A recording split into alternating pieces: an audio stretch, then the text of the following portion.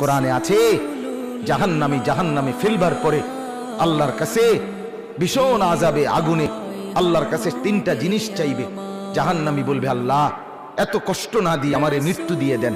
আল্লাহর কসম, কোরআনে আল্লাহ বলেন, আল্লাহ বলবে, না রে বান্দা, লা ইউখদা আলাইহিম ফায়ামুতু, জাহান্নামে কোনো মৃত্যু নাই। নাফরমান জাহান্নামী তখন বলবে, আল্লাহ তাইলে আমারে একটু তাখফিফ, একটু আযাব হালকা করে দেন, আমারে মাসে একটা দিন কদ্দুর বিরতি দেন, 24 ঘন্টার মধ্যে আমারে 10টা মিনিট হইলেও কদ্দুর আলগাত রাখেন, আমি আর পারছি না মাওলা।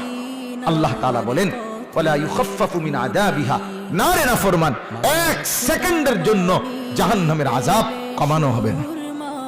3 নাম্বার, নাফরমান বলবে, আল্লাহ তাইলে আমারে দুনিয়ায় একটু ফেরত যাইতে দেন, আমি নেক আমল করব এবার গেলে। আল্লাহ বলেন, যেদ্দুর হায়াত দিলে নেক আমল করা যেত, ওদ্দুর হায়াত দিয়েই তোমারে আনছি, আর ফিরবা না। কাল্লা, না না, দুনিয়ায় ফেরত যাওয়া যাবে না, তাইলে মরতেও পারবে না, আযাবও হালকা হবে না, দুনিয়াতেও ফেরত যাইতে পারবে না। তো কি করবে? ক্বাল ইখসাউ ফিহা, আল্লাহ বলেন, ইখসাউ ফিহা, তুমি নাফরমান জাহান্নামের মধ্যেই পড়ে থাকো, ওয়ালা তুকাল্লিমুন, আর কোনো কথা বলবি না, শুধুই আযাব ভোগ করতে থাকো।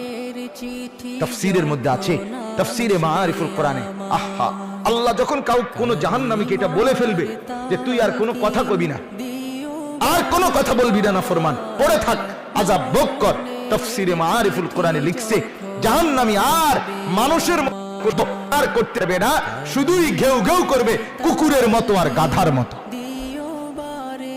আমার বাপ, জিন্দেগির উপরে রহম কর।